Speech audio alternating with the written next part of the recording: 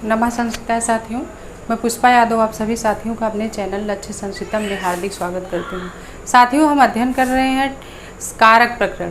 कारक प्रकरण में हम जो है कर्म कारक द्वितीय विभक्ति का अध्ययन कर रहे हैं और कर्म कारक द्वितीय विभक्ति में हमने जो है लगभग 3 सूत्रों तक का अध्ययन कर लिया है। कर्तुः रीप्सित तमम कर्म और कर्मणि द्वितीया तथा युक्तम चा अनिप्सितम और अकथितम चा, लगभग 4 सूत्रों का हमने अध्ययन कर लिया है। और ये जो हम कारक का अध्ययन कर रहे हैं साथियों, यह हम डॉक्टर बाबूराम सक्सेना की जो पुस्तक है संस्कृत व्याकरण प्रवेशिका, उसी के आधार पर कर रहे हैं। तो हमने देखा अकथितम चा सूत्र में जो है द्वितीय विभक्ति होती है, कर्म संज्ञा कथितम चा सूत्र भी करता है। और ये जो है कथितम चा सूत्र 16 द्विकर्मक धातुओं से जुड़ा होता है, यानी इन 16 द्विकर्मक धातुएं जहाँ जहाँ रहती हैं वो अपने साथ साथ 2 कर्म रखती हैं। तो इसके अंतर्गत हमने 16 जो धातुएं थी, दुह याच पच दंड रुद्ध प्रच्छ ची ब्रू सास जी मथ मुस नी ह्री कृष वाह, इन 16 धातुओं का क्रम से जितना उदाहरण है हमने अध्ययन कर लिया। और उसी में थोड़ा सा बच गया था कि लिखा है आगे एक लाइन कि इन 16 धातुओं के अतिरिक्त जो क्या है भासते वक्ति और भिक्षते धातु, ध्यान दीजिएगा, इन 16 धातुओं के अतिरिक्त भासते वक्ति और भिक्षते धातुओं के योग में भी द्वितीया लगती है। ये 16 धातुएं जो दुह याच पच दंड रुद्ध प्रच्छ ची ब्रू सा जी मथ मुस नी ह्री कृष वाह, ये जो 16 धातुएं हैं ये द्विकर्मक धातुएं, यानी अपने साथ साथ 2-2 कर्म रखती हैं। लेकिन इसके अतिरिक्त यानी इन 16 धातुओं के अतिरिक्त कुछ ऐसी धातुएं हैं, वो कौन सी धातुएं हैं? भासते धातु है, वक्ति धातु है और भिक्षते धातु है। इन धातुओं में भी की कौन सी संज्ञा होती है? कर्म संज्ञा होती है। अभी हम यहाँ थोड़ा सा देख लेते हैं कि भासते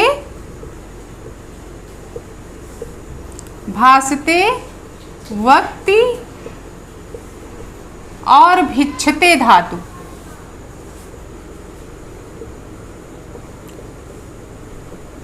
भिक्षते धातु, ये धातुएं भी कैसी होती हैं? भासते वक्ति और भिक्षते धातुएं भी द्विकर्मक होती हैं। भिक्षते धातु की भी क्या होती है? कर्म संज्ञा होती है। आप अपने वही जहाँ नोट किए हैं अकथितम चा सूत्र से 16 धातुओं की भी कर्म संज्ञा होती है। इन्हीं 16 धातुओं के अतिरिक्त 3 धातुएं और ऐसी हैं। आपकी बाबूराम सक्सेना टीजीटी के सिलेबस में जो है उसमें दिया है कि उन 16 धातुओं के अतिरिक्त भासते वक्ति और भिक्षते, ये 3 धातु और हैं, उनकी भी कर्म संज्ञा होती है और ये भी द्विकर्मक होते हैं। ध्यान दीजिएगा, वेरी इंपॉर्टेंट, क्योंकि ऐसी चीज़ों को ही लगभग परीक्षा में पूछ लिया जाता है। इसलिए आप उस अपने नोट्स में जहां आप कथितम चा सूत्र का परिभाषा और उदाहरण लिखे हैं, ठीक उसी के नीचे 2 लाइन और लिखिए, भासते वक्ति और भिक्षते धातु की भी कर्म संज्ञा होती है। अब इसके अंतर्गत कैसे है उदाहरण भी दिया हुआ है। पहला उदाहरण जो दिया है, माणवाकम धर्मम, माणवकम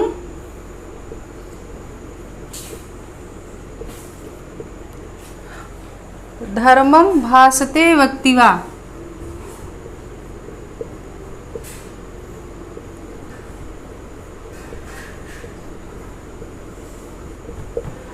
माणवकम धर्मम भासते वक्तिवा, माणवक से धर्म का उपदेश देता है या धर्म के बारे में बताता है। अब यहाँ भासते धातु आ गई और वक्ति धातु भी आ गई। ध्यान दीजिएगा, इस वाक्य में माणवाकम धर्मम भासते वक्तिवा कि अब यहाँ भासते धातु आई कि नहीं आई? देखिए, ध्यान से देखिए, यहाँ भासते धातु आ गई, वक्ति धातु भी आ गई। अब इन दोनों धातुएं आई हैं कि माणवक से धर्म के बारे में बताता है, कहता है या उपदेश देता है, बोलता है। तो भासते वक्ति ये 2 धातुएं हैं, ये दोनों धातुएं द्विकर्मक है और ये दोनों धातुएं जहां आएंगी उनकी भी कर्म संज्ञा होगी। इसीलिए धर्मम में भी कर्म संज्ञा हो गई और माणवकम में भी कर्म संज्ञा हो गई। ध्यान दीजिएगा, धर्म का उपदेश दे रहा है, तो उपदेश देने वाला जो व्यक्ति है वह किसका उपदेश दे रहा है? धर्म का। इसलिए धर्म उसका प्रधान कर्म हुआ। तो धर्म की कर्म संज्ञा किससे हुई? अभी हमने इसके पहले बताया कि जो प्रधान कर्म होता है, जो कथित कर्म होता है, उसकी कर्म संज्ञा कर्तुरीप्सित तमम कर्म से हो जाती है। और जो अप्रधान होता है, गौड़ कर्म होता है, अकथित कर्म होता है, उसकी कर्म संज्ञा जो है अकथितम चा सूत्र से होती है। तो ये भासते वक्ति दो धातुएं आई हैं, इसीलिए माणवाकम में भी कर्म संज्ञा होकर द्वितीया लगी है और धर्मम में भी कर्म संज्ञा हुई है और उसमें द्वितीया लगी है। अब एक धातु बची है भिक्षते। भिक्षते का एक उदाहरण और दिया है इसमें, बलिम वसुधाम भिक्षते दिया है। बलिम वसुधाम भिक्षते। अब भिक्षते धातु आ गई, यहाँ भिक्ष धातु आ गई। भिक्ष यानी मांगता है। क्या मांगता है? पृथ्वी को मांगता है। किससे मांगता है? बलि से मांगता है। अब भिक्षते धातु आ गई है, इसलिए भिक्ष धातु की भी कर्म संज्ञा होती है। इसीलिए वसुधाम की कर्म संज्ञा हुई और बलिम की भी कर्म संज्ञा हुई। अब वसुधा प्रधान कर्म है, इसलिए प्रधान कर्म में कर्तुरीप्सित तमम कर्म से कर्म संज्ञा होगी और बलिम गौड़ कर्म है, अप्रधान कर्म है और जो है अकथित कर्म जिसको कहते हैं, इसलिए इसकी संज्ञा कर्म संज्ञा अकथितम चा सूत्र से हुई। ये हम एक लाइन जो था भासते वक्ति और भिक्षते में दो उदाहरण छूट गया था, ये अकथितम चा सूत्र के अंतर्गत है। उसी के नीचे नोट करके, यहाँ नोट करके अपने नोट्स में लिखिए, यहाँ नोट करके लिखिए, नोट करके लिख लीजिए आगे कि भासते वक्ति और भिक्षते धातु की भी कर्म संज्ञा होती है। जैसे माणवकम धर्मम भासते वक्तिवा और बलिम वसुधाम भिक्षते। आगे होगा समझ में। अब हम आगे आज अध्ययन करेंगे उस वार्तिक सूत्र जो हमारा है। वार्तिक सूत्र है कर्मणि द्वितीया, कर्म कारक में ये हमारा जो वार्तिक सूत्र है, हम आज इसका अध्ययन करेंगे साथियों। तो आइए चलते हैं हम अपने वार्तिक पे। हमारा वार्तिक क्या कह रहा है, अब हम वार्तिक को देख लेते हैं। ये जो वार्तिक, पहले तो आप वार्तिक पढ़िए। ये वार्तिक क्या है? अकर्मक धातु ही योगे देशः कालो भावो गंतव्यो अथवा कर्म संज्ञा इति वाच्यम। ये वार्तिक सूत्र है कि अकर्मक धातुभिर योगे देशः कालो भावो गंतव्यो अथवा चा कर्म संज्ञक इति वाच्यम। आज हम इस वार्तिक को देख लेते हैं।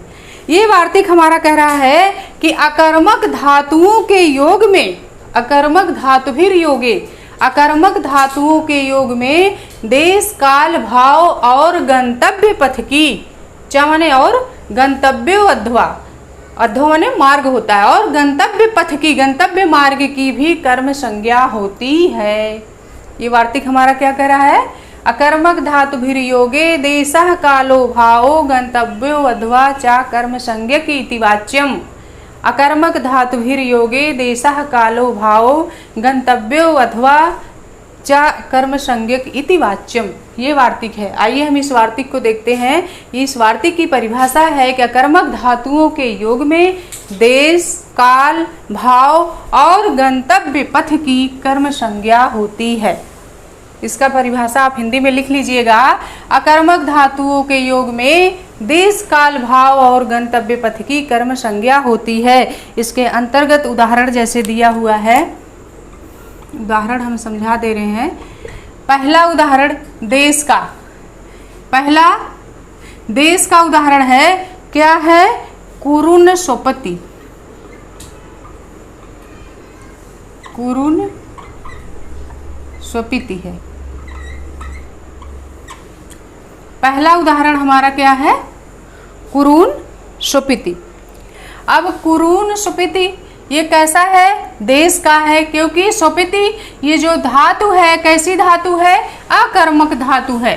अकर्मक धातु होने के कारण अगर देश के अर्थ में आता है तो उसकी कर्म संज्ञा हो जाती है। कोई व्यक्ति है जो कुरु देश में स्वपिति सो रहा है, कुरु देश में क्या हो रहा है? सो रहा है। तो देश के अर्थ में यहाँ कुरून शब्द आया है। कुरून हमारा किस योग में, किस अर्थ में आया है? देश अर्थ में आया है। कुरु देश में सुफित सो रहा है, इसीलिए कुरून में की कर्म संज्ञा होके द्वितीया विभक्ति लगी है। और दूसरा उदाहरण हमारा इसी में है। दूसरा क्या है? मासम आस्ते। मासम मास्ते लिखा है, मासम मास्ते लिखा है। अगर इसको हम अलग करेंगे साथियों तो ये हो जाएगा मासम प्लस आस्ते। मासम प्लस आस्ते संधि होके मासम मास्ते हो गया है। ये संधि हुई है तो ये मासम आस्ते। अब मासम आस्ते महीने भर क्या करता है? रहता है। इसका हिंदी क्या हो जाएगा?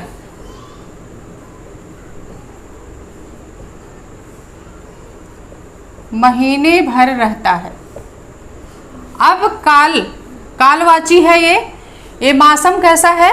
कालवाची शब्द है। मास कालवाची शब्द है, इसलिए कालवाची होने के कारण आस्ते ये कैसी धातु है? अकर्मक धातु है और कालवाची शब्द के साथ आया है, इसीलिए मासम की कर्म संज्ञा हुई है साथियों और उसमें द्वितीया विभक्ति लगी है। किस सूत्र से? अकर्मक धातु ही योगे देशः कालो भावो गंतव्यो अध्वा चा कर्म संज्ञक इति वाच्यम। इस वार्तिक सूत्र से मासम आस्ते में मासम की कर्म संज्ञा हुई और उसमें द्वितीय विभक्ति। फिर है क्या? भाव। अब हम तीसरा देखेंगे भाव का उदाहरण इसमें दिया है गोदोहम आस्ते। भाव का दिया है गोदोहो मास्ते। गोदोहो मास्ते। अब गोदोहो मास्ते ये भी क्या है? गोदोहो मास्ते ये भाववाची शब्द है। ये कैसा शब्द है? भाववाची है। गोदोहो मास्ते, गो यानी गाय को, दोहम माने दुहने तक रहता है। गाय के दुहने भर तक रहता है, यानी जब तक गाय से दूध निकाला जा रहा है, दुहा जा रहा है, तब तक वह रुका है, रहता है। तो ये कैसा हो गया? भाववाची शब्द। ये भाव ऐसा प्रकट हो रहा है कि गोदोहम आस्ते गाय दुहने भर तक रहता है। तो ये भाव निकल के आ रहा है कि नहीं? तो ये वाक्य हमारा कैसा हो गया? भाववाची है और भाव होने के कारण गोदोहम में कौन सा विभक्ति लगी है? उसकी कर्म संज्ञा हुई साथियों और इसमें अकर्मक धातु ही योगे देशः कालो भाव गंतव्यो अध्वा च कर्म संज्ञक इति वाच्यम से गोदोहम आस्ते में कर्म संज्ञा होके उसकी द्वितीय विभक्ति हुई, क्योंकि ये भाववाची शब्द है। अब है गंतव्य पथ। चौथा उदाहरण जो हमारा गंतव्य पथ का दिया है वो है क्रोशम आस्ते। क्रोशम आस्ते, ध्यान दीजिएगा। गोदोहम आस्ते अगर हम इसको अलग करेंगे साथियों ना तो यही वाक्य होगा गो दोहम प्लस आस्ते और यही संधि होके गोदोहम आस्ते बना है, यानी गाय दुहने भर तक ही रहता है। ये भाव प्रकट हो रहा, भाव पता चल रहा है कि जो कोई व्यक्ति है जब तक गाय दुहा जा रहा तब तक वो रहेगा। और अगला जो उदाहरण हमारा है क्रोशम आस्ते, गंतव्य यानी मार्गवाची शब्द है। क्रोशम इसमें भी संधि हुई है, क्रोशम प्लस आस्ते शब्द है हमारा। और क्रोशम आस्ते संधि होके क्या बना है? क्रोशमास्ते शब्द बन गया। यानी क्रोशम में कौन सी विभक्ति है? द्वितीया। आस्ते आस धातु है। आस्ते कैसी धातु है? आस धातु है और ये धातु हमारी अकर्मक धातु है। ये भी मासम आस्ते, ये भी आस धातु है, अकर्मक है। गोदोहम आस्ते ये भी आस धातु अकर्मक है। क्रोशम आस्ते यहाँ भी आस धातु है और जो अकर्मक धातु है। स्वपित में भी यहाँ जो पा धातु है वो भी कैसी हमारी धातु है? अकर्मक धातु है। तो क्रोशम आस्ते में क्रोशम और आस्ते यहाँ अकर्मक धातु आ गया और भाव गंतव्य यानी मार्गवाची शब्द आया है। गंतव्य यानी मार्गवाची शब्द होने के कारण इस क्रोशम में की कर्म संज्ञा हुई और कर्म संज्ञा होने के कारण उसमें द्वितीय विभक्ति होकर क्रोशम शब्द बना, आस्ते शब्द जुड़ गया, क्रोशमास्ते शब्द बना हमारा। क्रोशमास्ते कोष भर में रहता है। कोशमास्ते क्या है? कोष भर में रहता है। कोष आप जान रहे हैं ना, कोष यानी रास्ता, कितने कोष का रास्ता है? किलोमीटर, अब तो किलोमीटर में नापा जाता है रास्ते को, पहले कोष में नापा जाता था। तो वही चीज लिखा है यहाँ, क्रोशम आस्ते कोष भर में रहता है। तो क्रोसम जो हमारा गंतव्य अथवा मार्गवाची शब्द होने के कारण ये क्रोसम की अकर्मक धातुभिर योगे देशः कालो भाव गंतव्य अथवा चा कर्म संज्ञा की तिवाच्यम सूत्र से क्रोसम की कौन सी संज्ञा हो गई साथियों? कर्म संज्ञा हो गई। कर्म संज्ञा होने के कारण इसमें द्वितीय विभक्ति लगा है, क्रोसमास्ते शब्द बना। और आस्ते जो धातु है ये हमारी अकर्मक धातु है, क्योंकि यहाँ पहले सूत्र में लिखा हुआ है अकर्मक धातुभिर योगे। तो ये हमारा क्या है? अकर्मक धातुभिर योगे देशः कालो भावो गंतव्यो अथवा कर्म संज्ञा की तिवाच्यम सूत्र से देश, काल, भाव और गंतव्य पथ की कौन सी संज्ञा हो गई है? कर्म संज्ञा हो गई है, और उसमें द्वितीय विभक्ति का प्रयोग हुआ है। आज के लिए इतना ही साथियों, फिर हम आपसे अगली क्लास में मिलेंगे। तब तक के लिए नमो नमः साथियों, नमः संस्कृता।